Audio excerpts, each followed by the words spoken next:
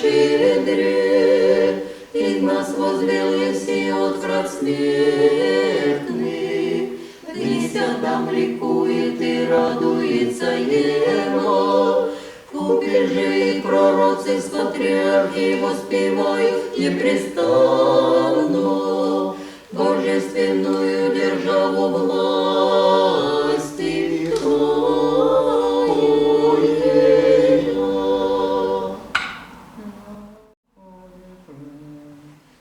нестерпимому огню соединившихся, благочестия предстоящей юноши, пламенем же невреждений, божественную песнь пояку, благословите вся дела Господня Господа, и превозносить Его вся веки.